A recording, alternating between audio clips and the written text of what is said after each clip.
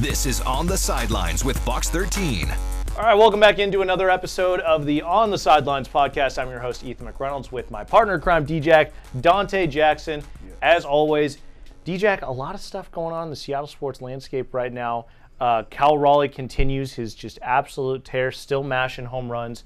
The Kraken making some breaking news today, dipping their toe into the free agent pool. We're going to talk about that. New defenseman, Ryan Lindgren. The Sounders returning to league play. The Storm, are we panicked about them? They just got their doors blown off in Golden State. And then some lack of love for one of the Seahawks on the national scale. We'll get into that. But we start with the Mariners.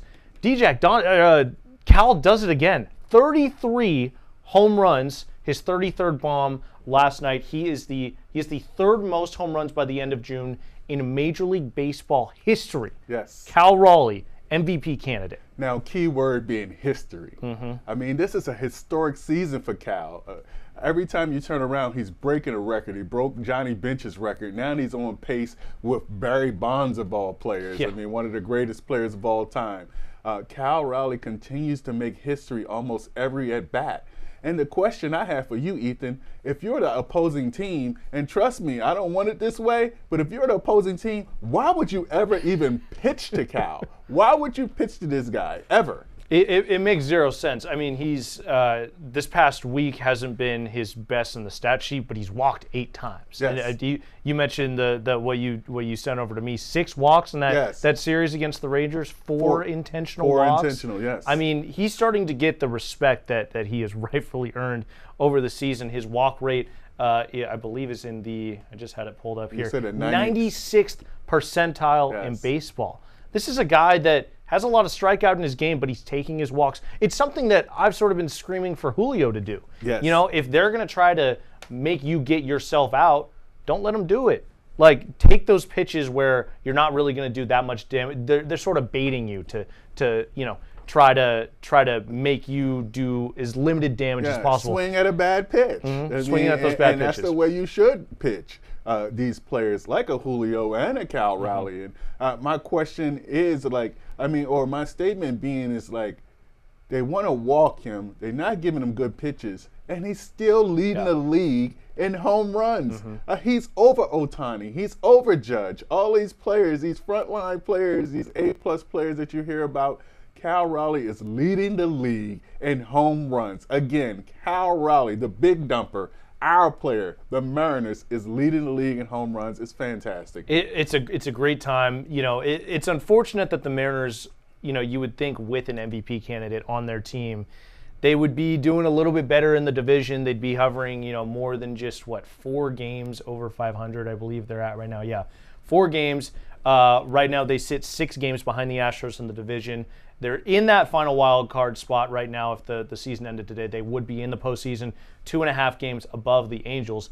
It's a weak American League, though. I mean, the Mariners are the worst team that's above 500 right now. The teams chasing them in the wild card all below 500, and the Mariners only 2.5 games within that playoff line. Right, and we talked about it before, where we talked about the panic meter, the Puget Sound panic meter, right? We talked about what's the comfort level of the Mariners not winning the division, and both of us, to a man, said we feel like they should win this division, or at least go for the win of the division. And I think it's very important because they're right in a group with a bunch of teams, and they could, be out of the playoffs. And if they miss the playoffs this year by another game or 2, heads will roll. Mine first. Yeah, absolutely. Well, yeah, I think it's inexcusable for this team, with Cal Raleigh doing what he's doing, to not make the postseason at the very least, and then at least compete for the division. You've got a Houston Astros team, we talked about it in past weeks, traded away Kyle Tucker over the offseason, didn't re-sign Alex Bregman.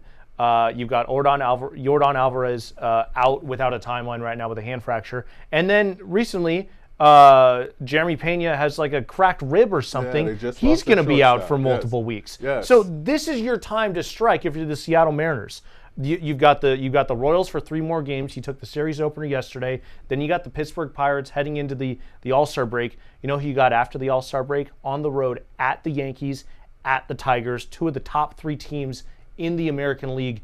Get your work done now while the Astros are sort of trying to combat missing another MVP candidate in Jeremy Pena. Yes, and you would think like the schedule works out for the Mariners. You get the Royals in Pittsburgh before the All-Star break. You'd think they're supposed to win these games, but I said it and I'll say it 1,000 times.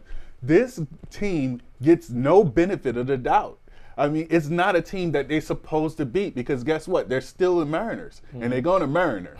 So hopefully they go ahead and take these wins against the Pirates and the Royals, and I want to see them compete against these top teams like the Yankees. They have to take it personal. They haven't beaten these teams all year long. I need to see them win against these top-notch teams. Yeah, well, it's going to be interesting. The bullpen definitely needs a rest right now. You're in the middle of a 17 games and 17-day stretch later today against the Royals in Game 2 of that series.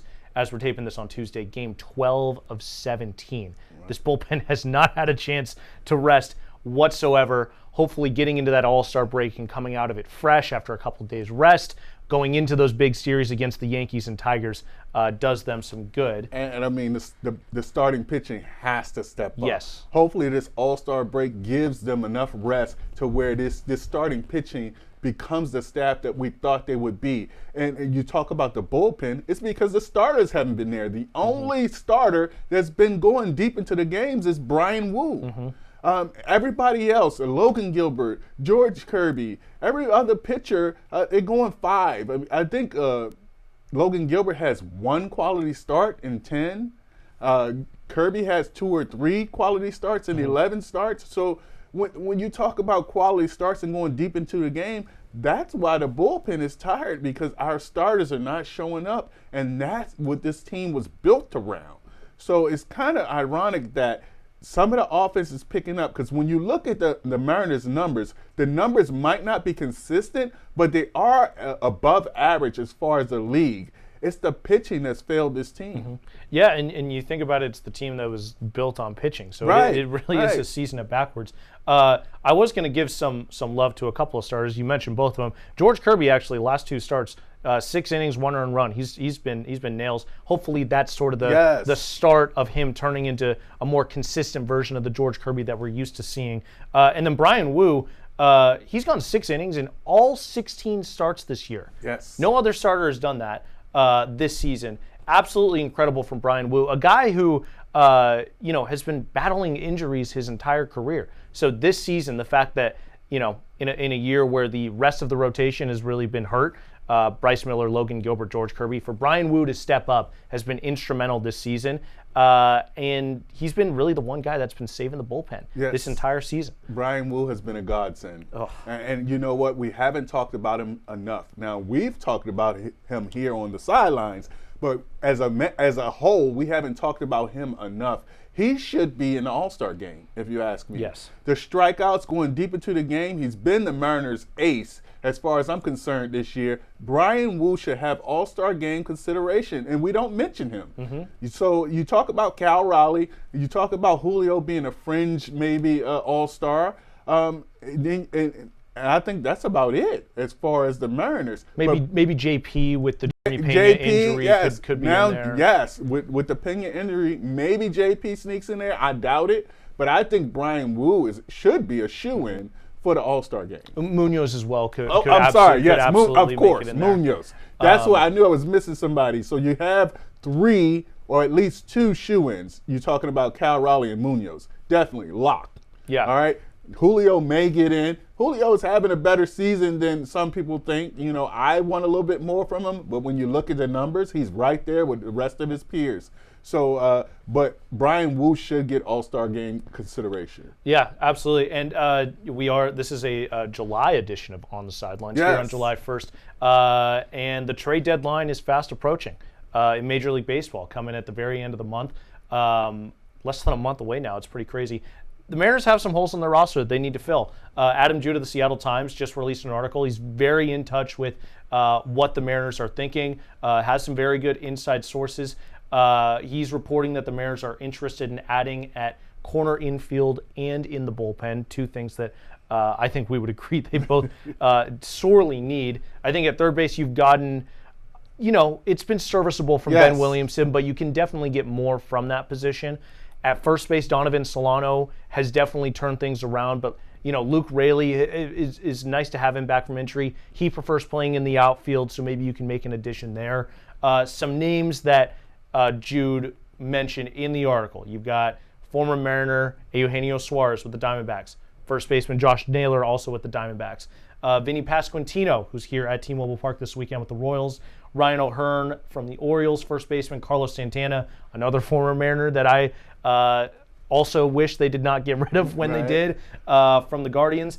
And then you've got Alex Bregman with the Red Sox, who the Red Sox have been under 500 since that Rafi Devers trade. And Jude's article said that if the Red Sox were going to move Alex Bregman, the Mariners would be interested.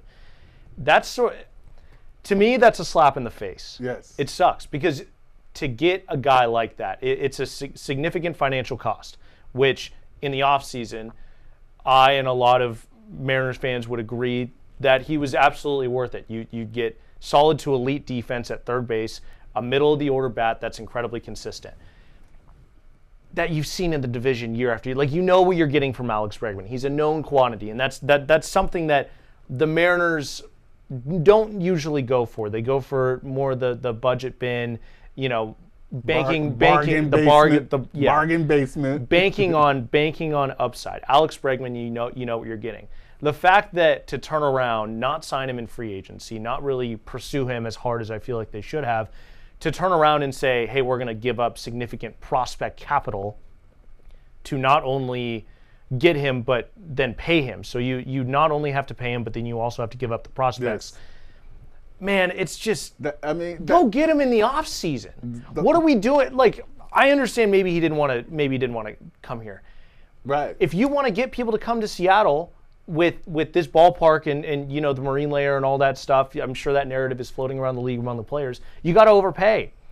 And as an ownership, that's something they need to understand. And it's something they've failed year after year. This offseason specifically, more I feel like than others. This team very clearly needed to make they needed to get better over the offseason. I feel like they didn't do that. They're now over 500 solely because of an unpredictable rise from Cal Raleigh. Jerry Dipoto, Justin Hollander, and John Stanton are not sitting in their offices being like, we called this over the offseason. Cal Raleigh was going to have an MVP year. If he was not having, if we get the same Cal Raleigh from last year, which was still a significantly above average player, yes. If we get that version of Cal Raleigh right now, this team is under 500. I don't think it's close. Yes. It's not good enough. It's not good enough. The fact this team is 6 games out of the division, it's not good enough. And it starts when what you didn't do in the offseason, and now you're just playing catch up. Yes, and we all called it during the offseason. We were always yelling from the rooftops, we need this player, we need that player. But I don't know, Ethan, because what if that player doesn't want to come here? Yeah. I mean, I guess you can back the Brinks truck up, but then that would be malpractice as far as doing business. Bregman did not want to be here, and he made that perfectly clear. So, I mean, you can't make a player want to be here unless they're traded, and that's when you have to give up the prospect. So, if you trade, then you have to come. It's the Seattle tax, though. Yes. I mean, if you just the geography of where the team is located compared to the rest of the league, the Mariners travel the most out of any team in the entire. I mean, it's the same thing for any Seattle sports team. Just with where we're located up here in the Pacific Northwest, you have to pay the Seattle tax. How did the Mariners go out and get Robinson Cano? They overpaid. They gave him 2 more years and $60 million more than the Yankees were willing to offer. Yeah. 10 years, $240 million to the Yankees, 8 years, $192 or something, whatever it was. Yes. They overpaid for him. But that's a bad example. How did that work out? He was incredible when he was here before the steroids and before that. He had 3-4 very solid years here in Seattle.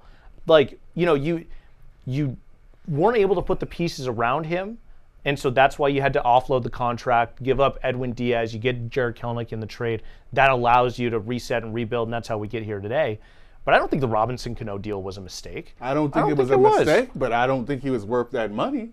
Definitely. You talk about solid, the money they paid him, I'm looking for more than solid. He was very good. I'm looking for a superstar. He was very good. I'm looking for a Cal Raleigh with that kind of money. Now, you sign Cal Raleigh to that kind of money, I'm clapping. You know, but right now, you talk about Robinson Cano, that's not a good example because that's what you don't want as an organization. You don't want to pay a player that kind of money and they just be solid. I don't want a solid player. I want a superstar. If I'm paying them $240-something million, I expect them to carry us or help carry us to a World Series. Somewhere, a place that the Mariners have never been. Now, too, I understand how you feel. I feel the same way. I said it in one of the earlier podcasts. There's no sense of urgency. That's what's missing. That's what upsets us, is the sense of urgency. You saying, go get him, go get him. I feel the same way. But it's also, you can't just back the Brinks truck up at any player. Alex Bregman, is he going to help carry you to a World Series? I don't know if he's that type of player right now at this point of his career. You talk about Devers. They lost Devers. I bet you they regretting that right now. Mm-hmm. And they doubled down on Bregman. Where are the Red Sox right now? He's not mashing over there. So I don't know, if he's the kind of player that puts you over the top. Would he be better than a Ben Williamson? Yes. Ben Williamson is a young player just getting his footing under him in the big league. So I guess he definitely would be an upgrade. But I don't know if Bregman is coming to save the day. Yeah, interesting. To go back to Robinson Cano, I said solid because I didn't have the numbers in front of me, but I just looked pull it them up. I want to. This is a big point of contention within the Mariners fan base is the optics around the Robinson Cano deal. Right. First season in Seattle, All-Star, 6.3 wins above replacement, which is very good. Hit .314 with 14 home runs. Not as many home runs, but he was 836 OPS, 142 OPS plus is very good. Year 2, sort of a down year. Year 3, 7.3 WAR. Another All-Star season, hit just below 300 OPS plus at 138. Fourth year, All-Star as well, 3.1 WAR, hit 280 with 23 home runs. That 2016 season, his third year, 39 home runs, hit just under 300. Yes. Robinson, that is like MVP type numbers if you're getting that today. Okay. But finished 8th in MVP voting. Okay, and those numbers are great. But that is the very case where the numbers do lie. Because guess what? They didn't make the playoffs not one of those seasons when Robinson Cano was here. Yes, you can get your numbers. Go ahead and hit the ball around the yard. But did you win? No, he did not. Because at the end of the day, that's what I'm looking for right now, is I'm looking for wins. So is a contract not worth it just because they didn't make the playoffs? Yes. When you're paying a player top-notch money like that, I expect you to carry us to the playoffs. There's so many different elements and variables that can come into play. I agree. But he so had, you can't just say they didn't make the playoffs, therefore. How many years did he have? 5 years here? It's not just about the one player that you bring in. It's about the entire 25-man roster. You have a catalyst, though, Ethan. You still have that catalyst. I'm not saying it's about one player, but that one player should be able to carry you. You still have that catalyst. He was here 5 years. He didn't make the playoffs not once. Now let's talk about Cal. Cal showed his bones in the playoffs. He did what he had to do. He was part of a team that made the playoffs. The first team in 25 years to make the playoffs? So, like, when you go back and you tell a story of Cal Raleigh, at least he did make the playoffs with the Mariners. Well, let me ask you this: if in the next 5 years, over the course of Cal Raleigh's contract, if the Mariners don't make the playoffs those 5 years, was Cal Raleigh's contract a mistake? No, because that. How is that any different? Because they didn't pay Cal Raleigh the kind of money that they paid Robinson Cano. We all know that was a team-friendly deal with Cal Raleigh. I love that deal they made. Cal Raleigh can do no wrong with this contract because he's markedly under market value right now. I mean, you're talking about a guy leading the league in home runs. If he stopped right now and didn't hit another home run, he's earned the money that the Mariners have paid him. Now, when you talk about Robinson Cano with $240 million, that's a whole different stratosphere as far as money. So, yes, the money does count. The amount does count. I do count that against a player if they can't carry us to the next level. I just feel like you paid Robinson Cano to be an elite performer. He was an elite performer. Yes. I don't think they didn't make the playoffs because of Robinson Cano. Right. I disagree with that. No, I agree with you, what you said. They didn't make the playoffs because of Robinson.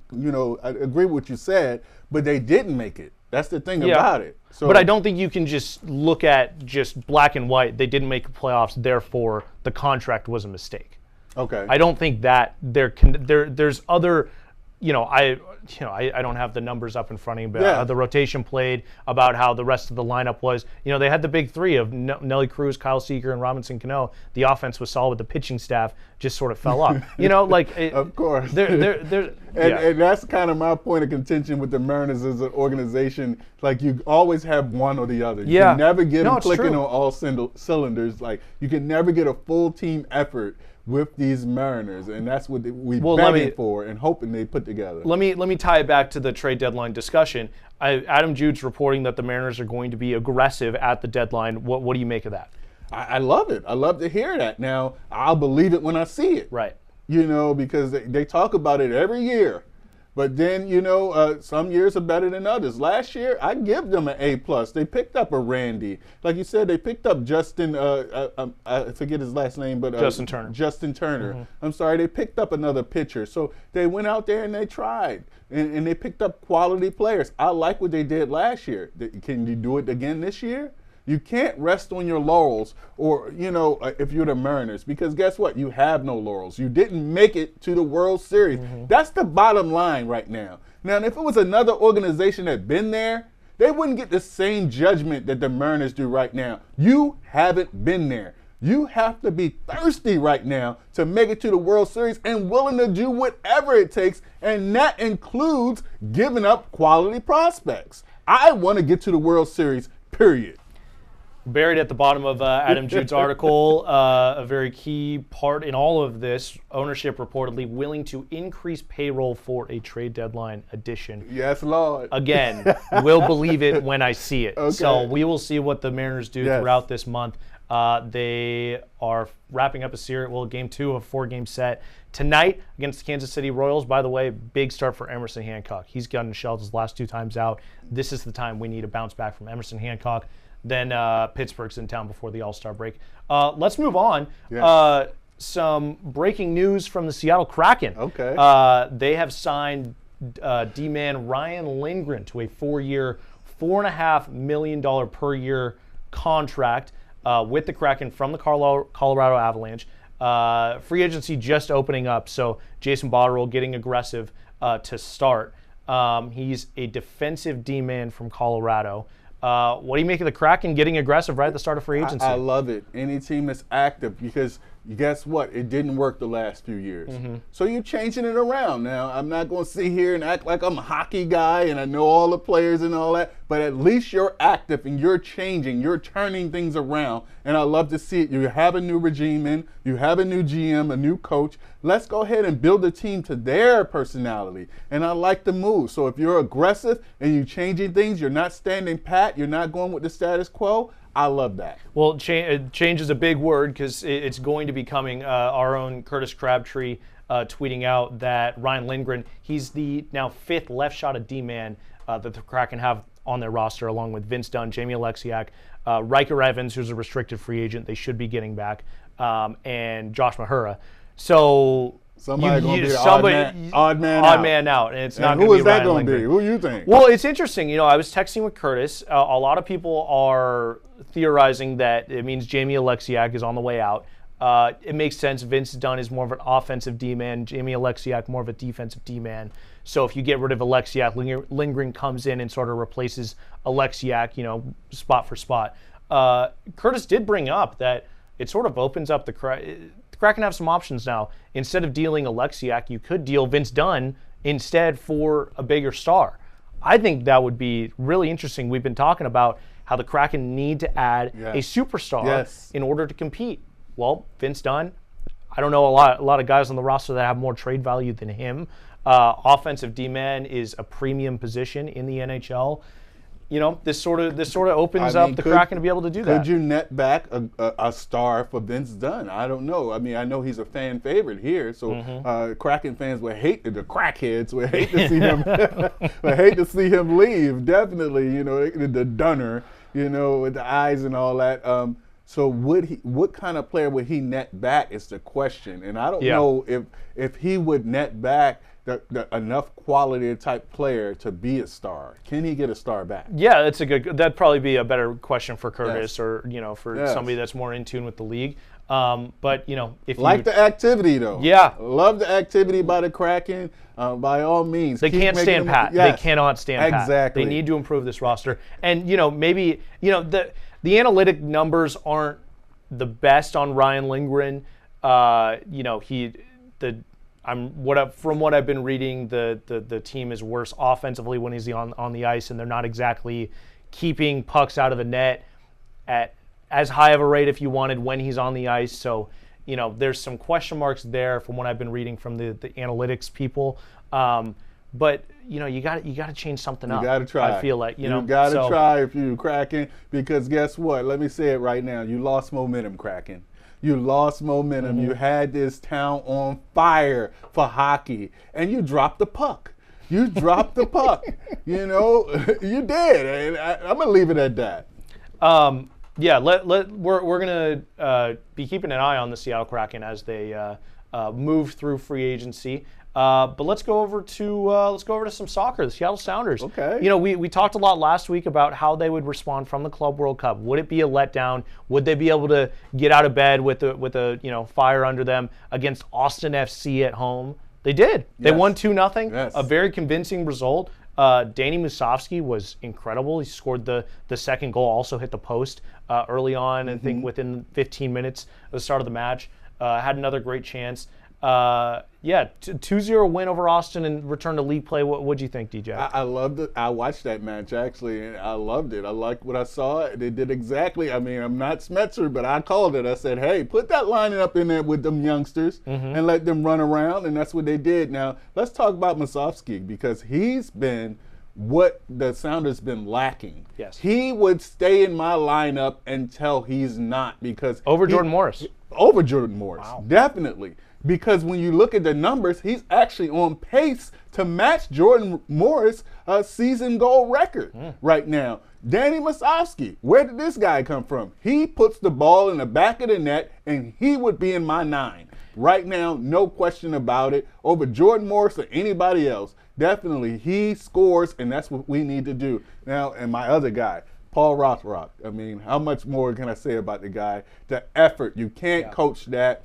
The fire, the energy, the cross he put into play on Saturday was beautiful, and they put it away. And that's all we want to see from the Sounders. The plays are there to be made. They just have to put the ball in the net, and I think this is a championship squad. If they can find their form and actually score these goals, I mean, the Sounders, the sky's no limit. Well, Danny Musovski absolutely is playing with a new confidence, I feel like, watching that game. I mean, he just looks like a different dude. Taking dudes one-on-one. Yes. I mean, that goal that he scored, he gets the ball sort of just past the halfway line, and he just dribbles at his defender and then goes and scores. Like, you just didn't really see that aggression early on in the season. Again, that first Champions League game they played against Antigua way back, that first series. I mean, he was missing chances left and right. He was like, should I pass this? Should I shoot this? Like, there was just no aggression, no certainty, no confidence. Right. You can see that with all the goals that he scored. That confidence is there, and he's playing very free-flowing within the structure of the offense. I really like what I've seen from Danny Musovski, and I was very critical of him, I will say, at the start of the season. Right, and you know what? I don't know if criticism is fair, because I see a player building. I see, and if I had to guess, I would guess that the coach give him that confidence. The coach say, hey, we need you to score. Now, at the beginning of the season, he didn't know his role. And now you're seeing a player build and grow into that role, and that is putting the ball in the back of the net. And he's doing it at a clip that no other Sounder has done, which is ironic. You got Jordan Morris, who's not really healthy. He's working his way back. I definitely think he's one of the great Sounders, but right now, Danny, he's doing it, man. You can't take him out of that lineup. I will say, whenever Jordan Morris is healthy, he will be playing. And of course, I'm a huge advocate for that. You know, it's about politics, but if you go about I just think Jordan Morris, the talent level that he's a difference maker. He is a guy that can go out and score you 2 goals at any moment within 10 minutes and just change the facet of a game. I think he's that good, and I think this Sounders offense will just completely transform when he's back and fully healthy. You know what I mean? Hope so. I hope so. Right now, Danny is on pace to break his record. So, yeah. I mean, the numbers right there. Now, that's when the numbers don't lie, because you're talking about actually putting the ball in the back of the net. Now, he might not have the flair. He might not have the game of a Jordan Morris, but, I mean, he has the scores, and that's all that matters right now. Yeah, absolutely. I mean, yeah, for me, it's Danny Musovski. A confident Danny Musovski is an excellent piece to have. It's much better on the bench when you're not relying on a guy like that to score, because this is the peak. You know what I mean? Like he's not going to do this for an entire season, in my opinion. From what we've seen, Jordan Morris ceiling is just way higher. Yes, I think he has the pedigree, he has the history. But guess what? You know, a young player, sometimes you got to give them a chance so they can make their history. Yeah. Danny M, he hasn't been in this position, so we don't know what he has in store. He's done it so far in this half season.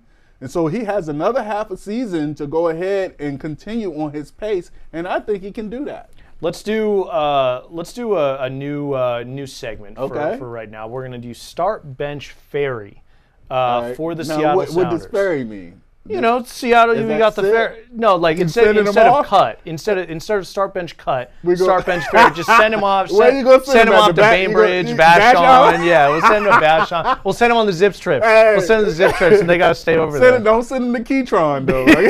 Don't send him to Keytron. I got a story about that. Don't send him there. Okay, so we're gonna do start bench Ferry, and we had 3 players, but I'm gonna throw in a 4th based on our conversation. We're gonna do start bench Ferry. We're picking 2 to Ferry. Okay. So start bench Ferry.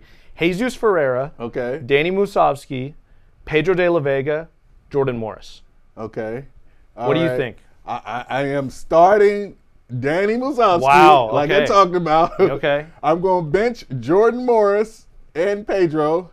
No. You got Ferry too. I mean, I'm a bench Jordan Morris. Okay. And I'm a bench Pedro. Okay. And I'm a Ferry Jordan Morris and Jesus Ferreira. Wow.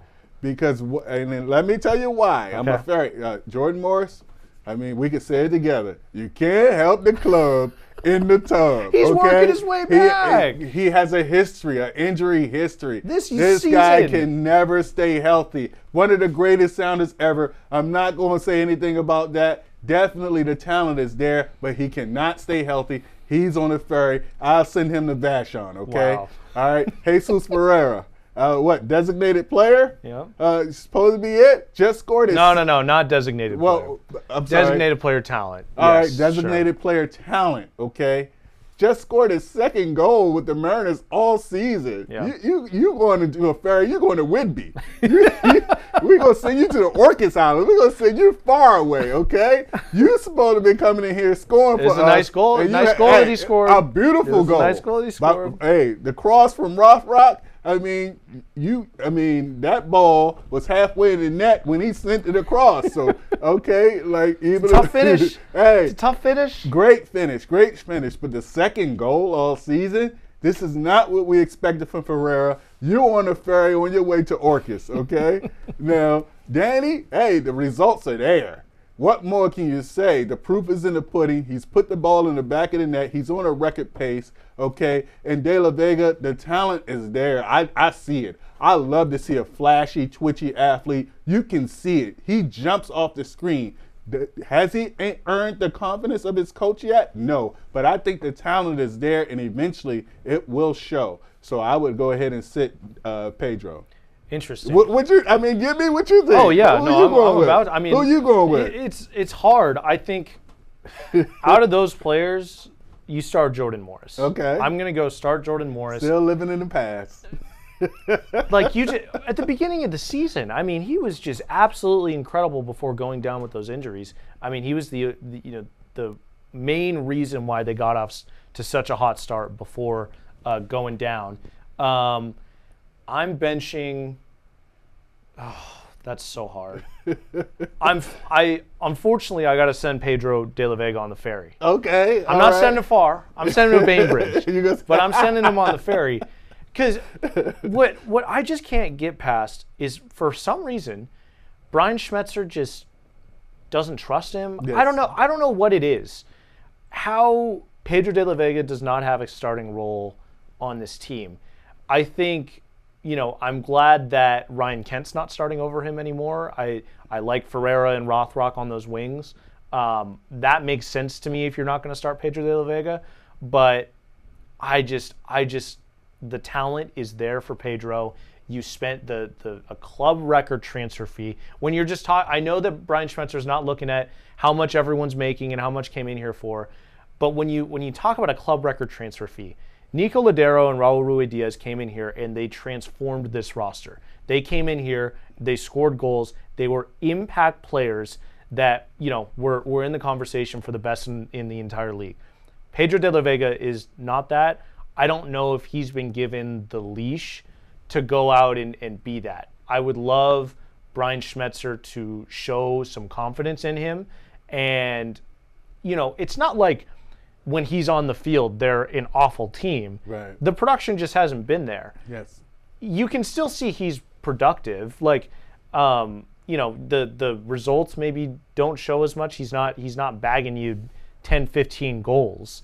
But you're not losing a significant amount when he's out there. I think Brian Schmetzer should show him some confidence, try to get him going. Because if he finds his form and turns into the player that we think he is, sort of similar to Julio. There's sort of some parallels there between Pedro and Julio. This team is just so vastly different if he performs up to his potential.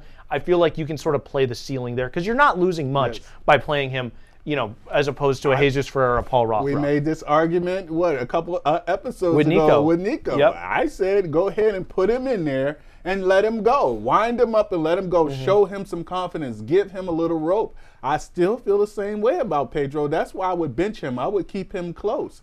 He hasn't had the results. He hasn't had the production, but we know it's there. We know what's in him. So I think you just have a glut of players in the similar position, and he plays the veterans. And maybe Pedro doesn't practice well. I don't know what the problem with Pedro is, but if I am the Sounders, he would be in that lineup more times than not, and I'm going to show him some faith. He's still a young player also. So when you don't show him that confidence and you don't have that faith in him, maybe he gets down on himself. I don't know him as a person or a player, so I don't know what's in his head, but you have to show this man some confidence, give him that time to make those mistakes, and I know the production will come. So I'm going to start Jordan Morris. I'm going to go bench Danny Musovski just because he's just been, like, from what I saw in that game against Austin, he looks confident. He's taking players on the dribble. Like, when Jordan is ready to start, I feel very confident with the fact that, Jordan Morris, he originally got hurt that hamstring because they were overplaying him. He's one of the guys that they could not rotate out early in that season when they were in Champions League and they were playing 2-3 games a week because he was so vital to what they were doing offensively. Like, Albert Rusnak picks up the ball, at half field off a turnover, and he's looking for Jordan Morris to make a run in behind. That was their entire offense. So that's how vital of a player he is to where you can have an offense completely built on him and rely on him. Having a confident Danny Musovski when Jordan Morris is back, it makes it so that you can play Jordan 65 to 70 minutes and not overwork him to make sure he's taking care of his body, but you still get the impact of a Jordan Morris, and you're not losing so much when you take him off the field. Right. So I think that's a great point. I'm going start Jordan Morris. I'm going bench Danny Musovski, Pedro de la Vega, short ferry ride. Jesus Ferreira, the longest ferry ride. I love Jesus Ferreira. I'm really excited that he got on the score sheet for his confidence, and from what I saw, people were saying maybe this will give him a boost. Yes, exactly. He was really good in that right flank. You just wanted more from him all season, and you're right. Just the 2 goals, and he's a former starting striker for the national team, the U.S. men's national team. So you're just not getting enough from Jesus Ferreira. No. He, like I said, he's on his way to Orcus right now. Say they're far away. Hopefully that this builds some confidence. They take on Columbus Sunday night soccer this upcoming Sunday, 2 p.m. at Lumen Field. A lot of home matches for the Sounders. Yes. Coming off this Club World Cup, definitely helpful. And they deserve it. They earned it. Absolutely. Yes. Let's go over to some basketball. The Storm, man, they just got absolutely blown out by Golden State. Holy crap. 84-57. almost get 30-burgered by an expansion franchise. What do you make of the Storm right And now? this is the second time Golden State has embarrassed the Storm. Yeah.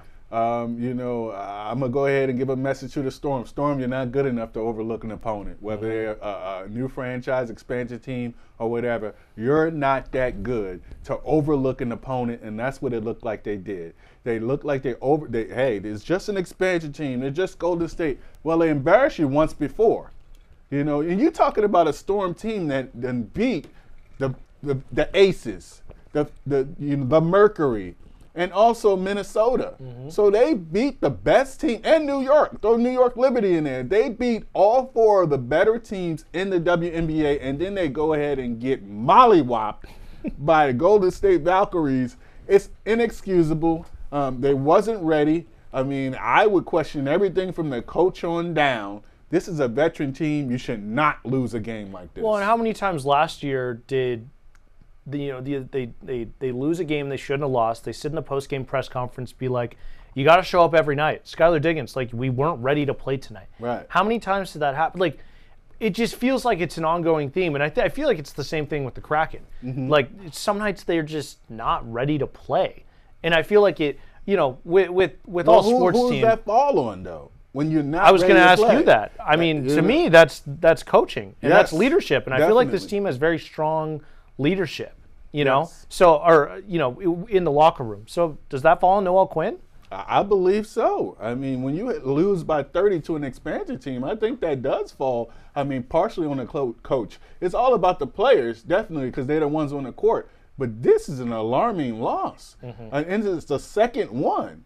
So that's the thing about it. You've lost to an expansion team twice. Now, this expansion team is a little bit better than other ones in history. Right. Definitely, I think they're like 10-7. So they're right there in the thick of things. They're a better team, but you're not. Storm are 10-7. Valkyries are 9-7. So they're right behind you. Right They're there right with the Storm. They're just as good. So you can't overlook. So it's up to the coach to make sure these players are prepared and ready for a team like this. You already got embarrassed once before. You would think you'd come in with fire and be like, hey, this team is not going to beat us again. Skylar Diggins-Smith looked like she's the only one that showed up with 18 points. Right. So, where are the veterans? Where's the leadership? I hate to blame a coach because the coach is not out there playing, but she has to take partial responsibility. And you're talking about Noel Quinn. She's one of the longest tenured coaches in the WNBA, so she should know better. Puget Sound Panic Meter, where do you fall for the Storm right now? They sit at 10-7. They've lost 2 of their last 3 they lost that fever game here at Climate Pledge. They beat the worst team in the league in the Connecticut Sun, just 2 wins all year, and then they get blown out by the Valkyries. After that really impressive run of what they won 6 of 7 or something like that. And beat the good teams. And beat all those good teams playing up to their competition, but also sort of playing down to their competition recently. Where Puget Sound Panic Meter, where do you fall? I think I'm at an 8.5. Wow. Close to a 9, definitely, because you only 10-7. You're not that good of a team record-wise, but I think this team is better than what their record. They should be playing better than what their records show. This is a veteran team. Also, we talked to Lisa Ray about the size of this team. I love the size, and I watched that Indiana Fever game. They got out-rebounded. I mean, they got out-worked, out-effort, out-rebound. They got out-everything in that game. They made Aaliyah Boston look like Wilt Chamberlain out there. She had a career-high 31 points. They could not grab a rebound. The effort wasn't there. And that's when it comes back to coaching. You can't coach effort, so you had to take that player out. If they're not showing that effort, it's up to her. So I saw that game with my own eyes, and they got out-rebounded and out-worked, and that's unacceptable for a team like this with veterans. Yeah, for me, I mean, the panic is definitely raised, obviously, since they haven't been playing as well. I'm at a 6. This is sort of who I thought they were going to be. What? You said it. Yeah. I mean, where they're the 5th seed right now in the league. To your credit, that's what they were. You said they were about 5. That's what they were last season. First round sweep to the Aces. I mean, I think this team has a better chance of winning a playoff game, winning a playoff series. But if it's a 6, I thought that they had a chance to be better than they were last year. and they're just sort of proving that, maybe the ceiling isn't as high as maybe we thought. Yes. Now, we do know that they can compete with those top echelon teams, which is something they didn't do last year. But the consistency has to be there if you're actually going to make some noise. Yes. And you're talking about a team that potentially has 3 All-Stars. And congratulations, by the way, to Nneka Ogwumike. Yeah, let's talk about that. Her 10th All-Star game. And she's a starter as well, right? She's a starter. Yeah. And I think Skylar Diggins definitely deserves a spot. And then Gabby Williams is a fringe All-Star player, I believe. Gabby's been incredible. And she's been filling the stat sheet, career highs in rebounds, steals, assists, you name it, she does it. So you're talking about a potential 3 All-Stars here and a Defensive Player of the Year in Magbagor. So you have the players. That's what's so confusing, is why isn't this team better than what they're showing? Because you have the players in place. Now you say, hey, it might be the same as last year. I don't think they're as good. I beg to differ. I see a team that should be at a championship level, that should be just as good as New York, just as good as Phoenix and Minnesota. I see that in this team, and it just begs the question, what's going on with this squad? Yeah, absolutely. They have some very solid players. They have stars in Skylar and Nneka, but they don't really have anybody that's competing for an MVP like the New Yorks do, like Minnesota's do, even the Aces with Asia. So I agree. They have the, if you want to call that the A tier of the MVP candidates, they've got like Skylar and Nneka in that B tier, I feel like, of superstars. That's fair. That I feel like unless they're just on it at all times, they're really not going to reach that peak level. Yes. That's sort of how I see it. And they're veterans too, so they might need a little bit more rest also. Well, you got to start developing that bench if you're Coach Quinn. You have to cut some of these minutes, especially for a Nneka and a Skylar, because they're veteran players that's been in the league a long time. Well, so maybe that's the problem. That's that's a question I wanted to raise to you. Is you've got a team built around Skylar and Nneka, who I believe are both in their mid-30s. They're, Skylar said it. They're not getting any younger. With this team, if they're not able to compete for a title, what does the future look like? I mean, Nneka and Skylar are going to be they're towards the end of their careers. Then you're left with an Ezi Magbagor, who this year was sort of an opportunity for her to grow offensively. She hasn't done that. Gabby Williams, I guess she's an emerging star, so maybe she can develop into the B tier, A tier star level that we're talking about. Dominique Malonga, but what does the future look like for this team if you're not going to compete for a title this year? Yes, well, the future I think is still bright because you got a Malonga who showed some promise. She hasn't produced like I want her to, but she has showed promise, and I think she has game. And then, like you said, you have Magbagor. So if you start with those 2 bigs right there, I think the future is still bright. Now, business-wise, the WNBA is going to have a new collective bargaining agreement. And so it'll be a frenzy. It'll be players all over the place. Yeah. And I think Seattle, with the history of winning 4 championships, one of the gold standard organizations in the WNBA, they should have no problem signing players. So, I believe in Talisa Rea also. I think she put together a great team this year, and I feel confident that she can do that in the future. Yeah, it's the consistency. Just let's get more consistent. Yes. It's not playing down to opponents. Yes. That's what we really want to see, bringing it on a nightly basis. I said it about the Merediths. Hey, you can't get complacent. You got to get greedy. Yep. You beat a New York, you beat a Minnesota, you got to go and beat a Indiana. You got to stack wins on top of wins. You cannot play to the level of your opponent. Well, and with the length of seasons, I mean, it's even more important in the WNBA with the amount of games compared to in baseball. You can drop a series and it doesn't really matter in the major leagues. For the Storm, I mean, it's going to be one game here or there that's going to determine whether they're hosting that first round playoff series or they're not. So. A lot to see for the Storm. Let's see, coming up, they go to Atlanta to play the Dream on Thursday.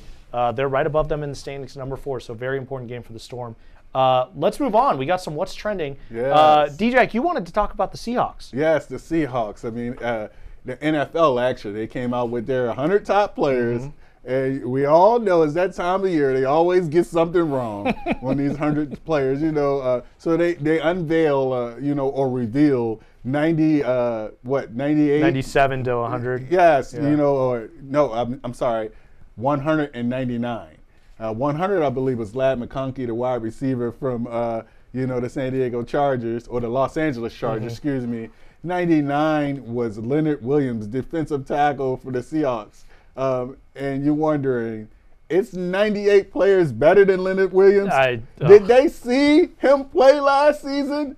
Now, he already had the All-Pro snub from last year. 11 sacks, a 92-yard interception return for a touchdown, dominated from week 5 to the end of the season.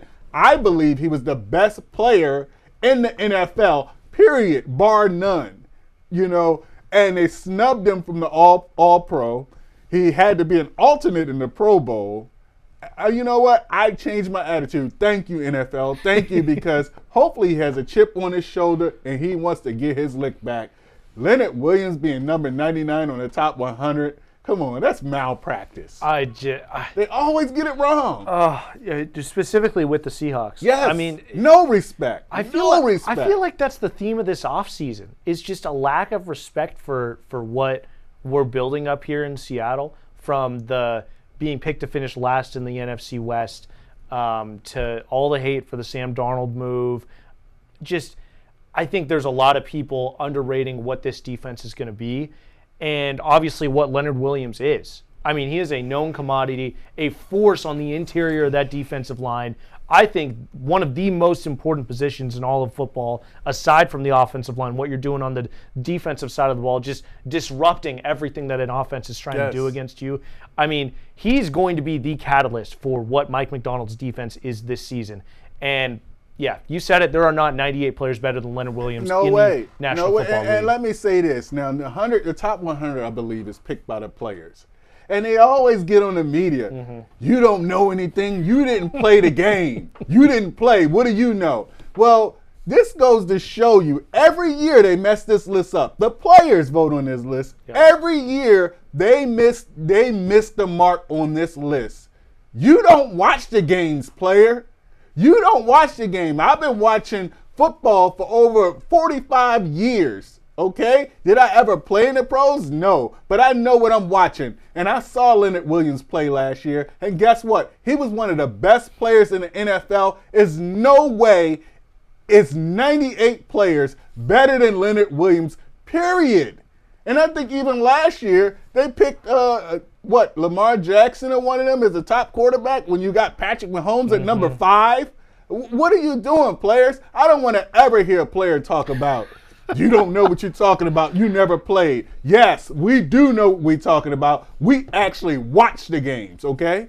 Players don't know ball. DJ Dante Jackson, you heard it here first. On the sideline, baby. Got me fired up. We've got there's some other contract disputes going on around the league, right? You also wanted to talk about a couple of potential players that Seahawks should be targeting in trades. Yes, I guess I got the question for you guys out here. They're talking about Trey Hendrickson from the Bengals. He's holding out, the defensive end. And they're also talking about T.J. Watt, the defensive end linebacker from the Pittsburgh Steelers. Both of them are unhappy with their contracts, and it's speculation that the Seahawks might be in the running for their services. And I just wanted to ask you, Ethan, and the people out there on the sidelines, what player would you want, T.J. Watt or Hendrickson? I don't care. Either of them. Either of them. Come on, man. You can't be on the fence. Okay. Come on, man. Pick one. Pick one, T.J. Watt. Okay. But, man, it's 1A, 1B. Those are two special talents. We talk about the Seahawks not having, recognized by the national media, top-end talent. Those are two top-end talent guys that would absolutely raise the ceiling significantly for the Seahawks team going into next season. Those guys get after the quarterback and they produce. Was it Trey Hendrickson 2 straight years with 17 sacks or something like that? TJ Watt is just an absolute force in the run game and rushing the passer. Man, I would be absolutely thrilled with one of those, just one of those guys. Either one, I don't care. Yes. I really do not. You gun to my head, make me pick one, TJ Watt, but I really do not care. I don't care. And the Seahawks opened up all this cap space. You can trade for them and sign them. Isn't that why you opened up all this cap space and then didn't spend money in free agency? Go and get one of these guys, John Schneider. That's what you need to do. Hey, go get him. You know what Shannon Sharp? What about you? Shannon Sharp said both. BOFF? Both? Both? Yeah. Give me both. Put them on each end, you know? So I'd take both of them, but if I had to choose one, I agree with you. TJ Watt, definitely. I'm not familiar with Hendrickson's game. I understand he's had, more sacks probably in the last 4 years than any other player, definitely. So the production is there, but I've seen TJ Watt totally wreck a game. And I think that's what the Seahawks have been missing forever, is just a game wrecker.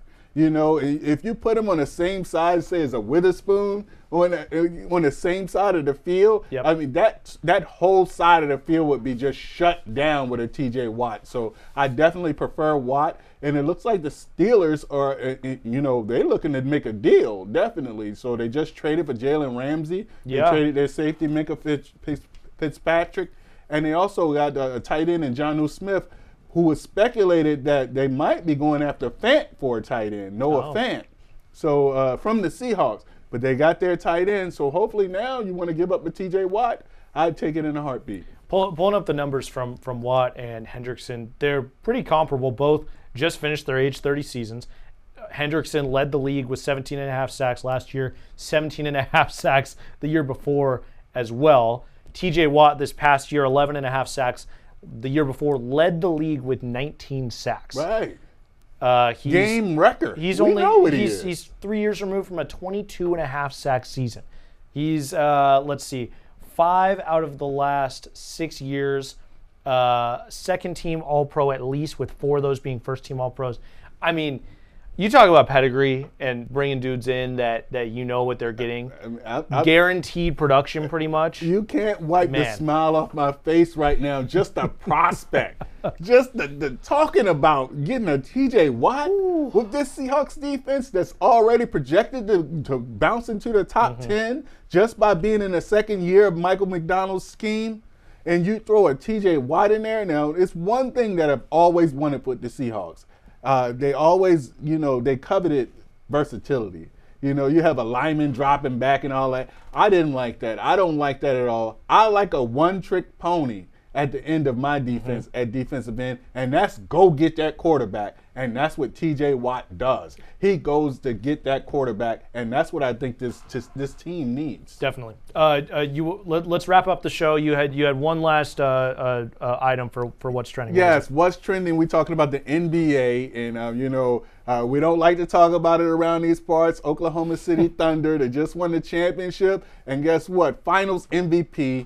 NBA MVP Shai Gilgeous-Alexander just signed the biggest deal in NBA history. He signed an extension. Let me make sure I get these numbers right, Ethan. I got it written down here. 4 years, $285 million. Whew. Okay, that's over $71 million a year. Now, Alexander is 26 years old, so this might not even be his last deal. Absolutely not. He might be the first billion-dollar athlete to earn it on the court. You're talking about insane money. I guess he's earned it. He's a Finals MVP. He carried OKC to the championship. But, hey, Shai Gilgeous-Alexander, can I get $5? Let's get him over here. We can ask for. Give me my money.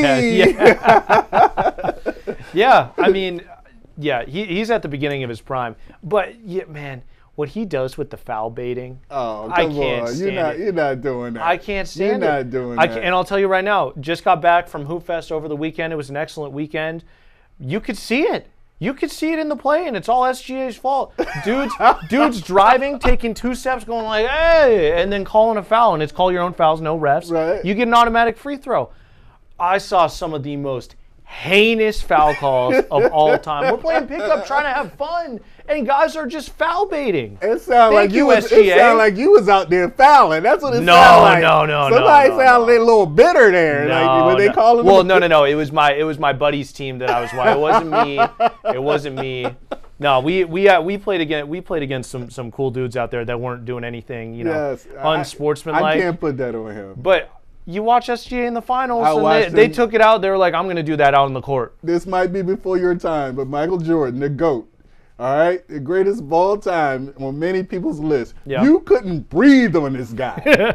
You couldn't breathe on Michael Jordan when he was in his heyday. So, I mean, getting those star calls, those fouls is nothing new. We're not going to give that to SGA. You're right. No, you're right. We're not going to do that. We're not going to do that. It is a skill to absorb contact and get to the free throw. It is a skill. I don't want to.